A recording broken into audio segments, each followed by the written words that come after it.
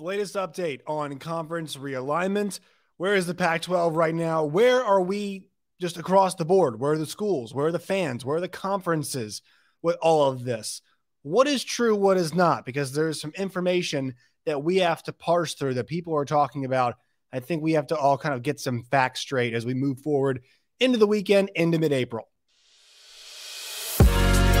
You are Locked On Big 12, your daily podcast on the Big 12 Conference, part of the Locked On Podcast Network, your team every day.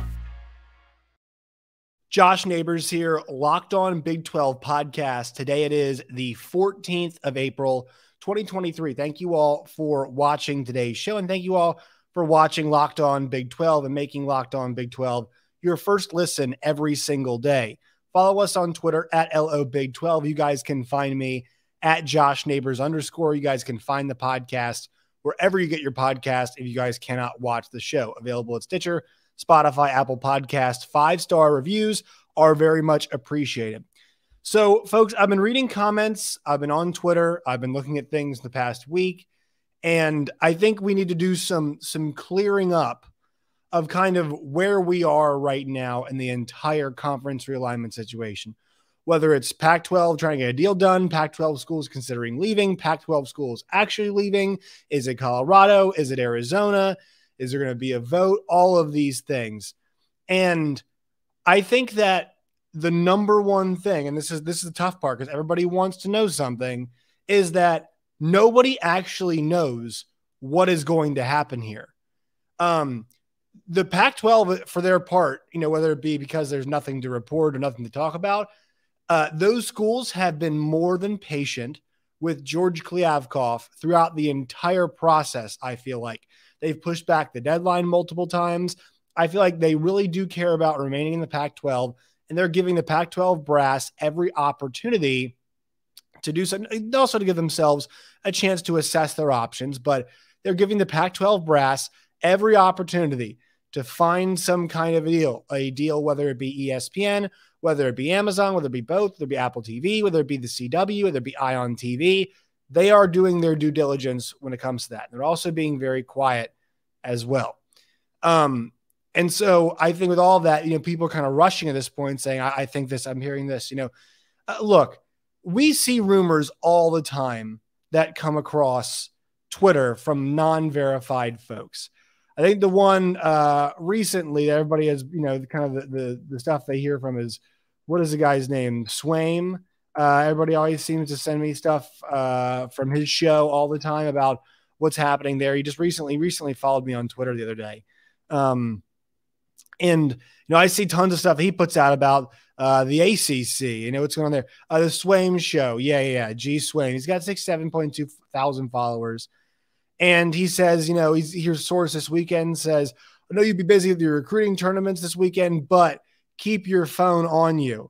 So this could come, we could get some news this weekend. He talked about, hey, the ACC, things are heating up much quicker than anticipated, about the SEC and the exit. Well, it's been explained to me that it's pretty ironclad what they have over there with the ACC. They would need basically like all of the schools to leave at once.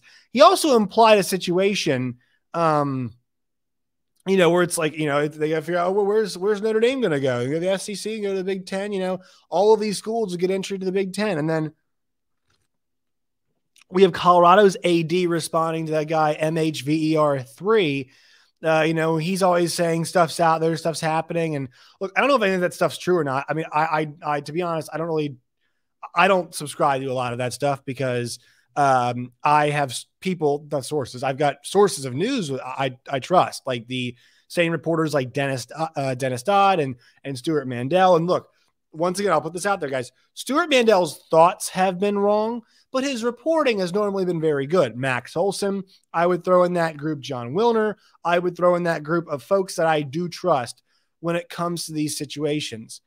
And everybody wants to be first. Everybody wants to get that. Like, I've been here before. I'll say it again, guys. I am not reporting any news. I do not report news. I do not have the well-placed sources that Dennis, that John Wilner. I do not have the sources that Andrew Marchand has. I don't. And I don't pretend to. I react to the news as it goes along. So that is where I am with this. And I will not give credence to stuff that from folks that I don't trust. So they can put out all the rumors they want to out there. I don't trust those folks. I don't know those folks. I have never, in my 600 episodes here, guys, I have never used Swaim's Show or MHVER3 as a source for anything that I've told you all about, because they're just not reporters. This is not what they do. They react to the stuff, and they might have some folks who whisper around certain stuff to them, but nothing that they've said has actually like come to fruition. And so we have to be careful. And look, I'm not trying to trash these guys. They spend a lot of time in this stuff, but like, what have they given me that I can do a show about that is legitimate news? In the ways that Dennis has, the way Dennis Dodd has not given me personally, but put it out there in the ether. John Wilner, we've done shows reacting tons of his articles. Andrew Martian, we've done tons of shows reacting to his reporting. And I never once feel like I'm using poor or bad information when I'm using those. And so those folks might say stuff, but guys, this goes back to the original point. I really don't think anybody truly knows what's happening, because these schools are dealing with a timeline where it just got pushed back, and decision time for them is coming. And I don't think they've made those decisions yet. I don't think anybody has for sure decided what they are going to do. And that was highlighted by the fact that a few weeks ago, the Pac-12 presidents came out and said a lot of things about, no, we're not thinking about the Big 12. And that probably might have been true at the time. We're feeling pretty confident what we're going to get. And then we get the reporting from Stuart Mandel. It says, well, they were overly optimistic about their situation and about what they were going to see. Right. And so that highlights this even more, that they really it doesn't seem like anybody has a clear idea. Now, these things could shift from day to day. That's very true. But at this point in time, we're getting close to decision time, but I don't think that decision has been made yet. And so be wary, folks, out there, of the news that you read. I had somebody yesterday take what NHVER, Mehever, or whatever his name is, that guy said about Colorado could vote as soon as Monday. I mean, theoretically, I guess they could, but like, that is not something they're just going to do on a random Monday all of a sudden out of the blue. You're not going to leave. Like, there's going to be some reporting on that, most likely. I don't think there's a public meeting where a bunch of voting folks are involved that none of the reporters will sniff out. Now, Andrew Marchand has commented on that, and he commented last week, watch Colorado. But that's all he said. That's all he said was watch Colorado. So there's nothing there that he can divulge. He said, give them an eye, watch them. But because they have to do it in a public format to move the conference, this is going to be something that's really difficult for them to hide. So we're going to kind of see that coming. And we have the Colorado AD commenting and being like, that's not happening. And then you have folks now coming to me saying, well, why are you doing a show on this? Colorado AD says they're not leaving. No, he just said they're not going to vote on Monday, guys. That's all he said. And I didn't believe, and I think a lot of you folks out there probably didn't either, believe they were actually going to vote on the Monday, or that it potentially was. I didn't think that was coming because I haven't seen it from any of the news sources that I trust. I have not seen that. And once again, maybe these folks have something, but the people who are doing the reporting, releasing the stories, having the information that we're talking about, they do it over and over and over again. They are trained reporters going through the sourcing processes. We got one person, saying, hey, keep your phone on you this weekend. I made a comment like that a few weeks ago. I was like, I've got no inside info, but on Fridays, it seems like we get a lot of news, and we do get news on Fridays. It turns out I was right, but I'm not claiming to know things here. So I just hope you all, the listener and the watcher, I hope you guys don't get sucked into any of that stuff and read it too much into it. And look, if those folks end up being correct, I'll come on here and I will apologize. But I think it's important. And I mean, this goes on to something like it's a complete other category here, guys. I think it's a big problem we have in this country is that I'm a huge believer that media literacy should be taught as a class in schools, because now, I mean, especially kids too, like just everybody has so much information thrown at them that, it is hard to parse what is coming from legitimate sources, what you should read into, what you should read. You should always do more research, but what really is happening there. And that's why it's important that we have reporters that we can trust, like Dennis Dodd, like John Wilner. And once again, I don't think John's been reported. Like John Canzano is a bit more of the optimist. John Wilner is a bit more of the kind of an optimist for the Pac-12, but I feel like I trust his reporting. I really do. And so I will use a lot of his stuff as well. And he's been pretty, quiet lately. And I think that's kind of the stance of the Pac-12 conference. is that they are quiet. But let's get that straightened out. A vote is not coming according to the Colorado AD. And let's tackle, what it would take basically. Like, is it going to be one school at a time, two schools at a time? And give you guys my thoughts on that. First, a quick word from our sponsors at Built Bar. All right, folks, Built Bar, delicious. They taste good. They are good for you. What you all can do is you guys can go to built.com to order, or you guys can go to Walmart where they have the 4-packs. Sam's Club has the variety 13 packs, which I'm a Sam's Club guy. I love the variety pack. I'm a Built Bar guy. I'm a Sam's Club guy. Both those things come together. So I love that. And you guys can go to that today. Once again, a lot of protein covered in real chocolate, not too much sugar. They're delicious. They're good for you. You can have them as a dessert. You guys can have them before a workout, after a workout. Built Bar is very functional, I would say, as a protein bar. And once again, delicious. They got a bunch of flavors. Check them out, built.com today. And also, you guys can find them at Walmart and Sam's Club. All right, so a couple questions here. Colorado first. I think because of that, they could be first. But the reason why you would not really be able to hide them being first is because of that public vote that I mentioned. Very challenging for a school that's got, I forgot how many folks they have voting, but it's very challenging for a school that has a bunch of people voting on something that's going to be public. I think we'd know going into any kind of vote what would be happening with Colorado. And I think because of that reason, I bet there are folks, maybe there's some folks that, and I don't know this for sure, but there's probably some people that say that vote that say, hey, Big 12 time. There might be some people in the middle saying, hey, let's wait and see. There might be some folks saying, I really want to stay in the Pac-12. That's why, for some of these, and I know it's a lot of these schools have boards, but, especially what's going to be a public forum as well, you need to be prepared. Everybody needs to be on the same page when you're making a move and a decision as risky and as brave and as bold as leaving the Pac-12 conference. You might say, well, it's not that risky, brave, and bold. I mean, Pac-12 could be a sinking ship. Sure, that you might feel that way, and that might be the actual facts of the situation. But it's still a very difficult thing to do, say, we're leaving this tradition. Now, Colorado has the Big 12 tradition as well, so it might be easier, but they left that conference, so going back to that conference is a big-time move.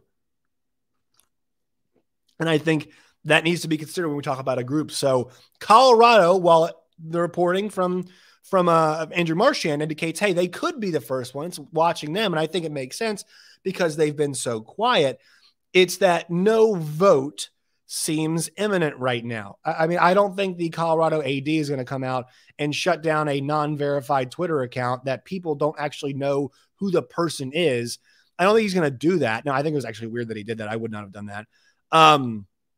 And, I don't think he's going to do that and then actually turn around and have them vote on Monday. But once again, guys, he's not shooting down the idea that they would go to the league. He's not shooting down the idea that they would go to the Big 12. He's shooting down the fact that a vote would come on Monday. All right. So would it be a pair of schools to jump first? Well, I think that is the most likely situation. I don't think it's going to be one at a time. It might be staggered, but I think they're going to come in kind of one goes 1 week, one goes 2 weeks later, whatever I mean. There would be kind of a handshake agreement behind, I think, closed doors that it would happen.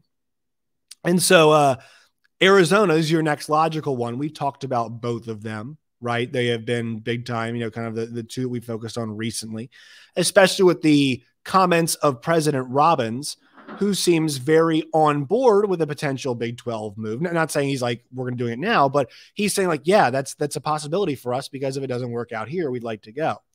That brings me to the next thing, guys. These schools are not in any rush to get out. They are going to continue to give George Kliavkoff time because they don't want to make the big change. These are wholesale changes, wholesale moves. And, think about where Arizona is right now. Their football program's in a decent direction. Their basketball program's definitely in a great direction right now under Tommy Lloyd.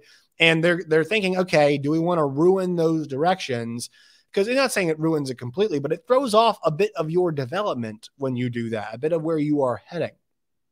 And so that has to be considered for Colorado too, right? That, they have to manage the visibility aspect of this.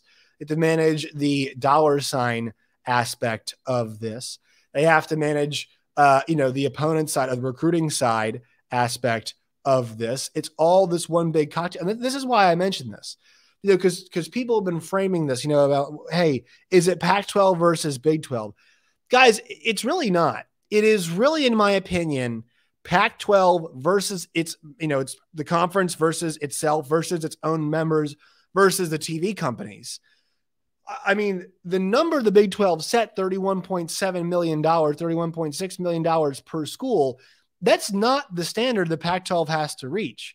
There is no, at least it's not been reported yet that schools are saying we have to get at least $32 million or we're out. Once again, it could be the case, but at no point in time have I seen that as the reporting. I have not seen it. So it really is them against, against TV stations, against themselves, right? Who in the conference is okay with what? Are Oregon and Washington okay with the same things as Arizona, Arizona State, as Utah and Colorado, as Stanford and Cal, as Washington and Washington State and Oregon State? You have to ask that, because that's really the big conversation here is, I think one of the bigger problems about finding a deal is not everybody wants the same things, because all of those programs are in different places. Washington State, Oregon State are not as desirable as their in-state counterparts. The kind of lack of care that's gone towards academics, or athletics rather, at Stanford and Washington in recent years puts them, I think, in a different spot than it does for Arizona and Arizona State, right? And Arizona and Colorado and Utah. And Utah's success in football would make them more likely to want to remain in the Pac-12 conference, because they have got a major foothold right now there. They just beat two very successful programs twice in a season, Oregon in 21, and then USC twice in 2022, on their way to back-to-back Rose Bowls. So I understand why they would want to remain where they are. This is why I think the arguments that folks are having on Twitter about, and look, there's a lot of folks out, and it happens a lot of these comments as well. It's not Big 12 versus Pac-12. The choice is not Lubbock, Texas, or Palo Alto, California. The choice is not the Big 12 logo you see behind me, or the Pac shield that we see them have. The choice is not Kliavkoff against Yormark. As much as we have people have thought about it this way. And look, like I put the images on my videos where it's Kliavkoff and Yormark, and so you all might think, well, you're pitting them against each other. Yeah, I mean, because publicly there has been a little bit of that, but it's not about what is better, because if those schools had their way, they would be staying in the Pac-12 conference. If the money was even, this would already, at least at this point in time, I feel comfortable saying this. If they had a $31.6 million per year offer on the table right now, I feel like, this would be a pretty easy decision. Signed, sealed, delivered. They would do it. Now, once again, they might end up getting a deal with the CW. It's $32 million a year. It does not feel like the CW is going to take the entire Big 12 or Pac-12 package, rather. It'd be split up. And maybe they can piece that together. But if they can piece that together, guys, they're going to stay. It's not about that. It's about, well, is the gap big enough money-wise to the Big 12, right? Is it a substantial enough gap? We have to do something. Is the visibility not there enough? And can we agree on what we all need? And I think that one part, or the last part I mentioned, might be the first part. Sure, money drives everything, but Oregon's wants and needs are different than that of a Stanford or a Cal. And so Cal might be like, we're cool with $25 million per year. What do we care? We really don't care, right? We're cool with that. That's fine with us. And Oregon might say, we are not doing $25 million a year television revenue. We are Oregon. We deserve more than that. And we're certainly not doing $25 million a year to be on the CW and Apple TV Plus and Amazon. No, it is a no from us. I think you have to say, well, that's pretty reasonable as well. So the idea that it's Pac-12 versus Big 12, to me at least, is that might be the ultimate move. That might be the decision where everybody goes. But that is not the number one factor in all of this. It is not which conference is better for us, because they think better off right now would be remaining in their league. And if everything's equal, sure, it might be. But, it's all about sustainability and long-term future. And I think what's keeping, the Big 12's interest, long-term future, I like their situation right now. And it's not just about, though, well, yeah, the Big 12 looks great down. I know, because these schools want to remain in the Pac-12. They do value that. So while on some level it is, I think I think the number one thing is it's them versus the TV networks. It's them versus themselves. I think that cocktail, and I use that word a lot because I think a lot of these situations are a lot of things being meshed together. I think that cocktail is what is driving a lot of this. In my opinion, and this is kind of the whole point of this, entire thing is that number one about where we get our information from, but number two, if you look at this entire thing play out, it really does. If it were just Pac-12 versus Big 12, the decision would have been made a long time ago, right? If things were more even, or at a level where it was tolerable for everybody, then they would have remained already.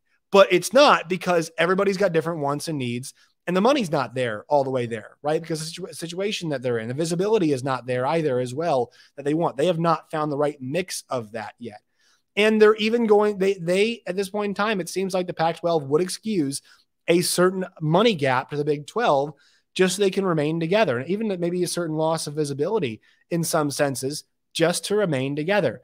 And so that shows you it's not straight up just Big 12 versus Pac-12. That's not what this is.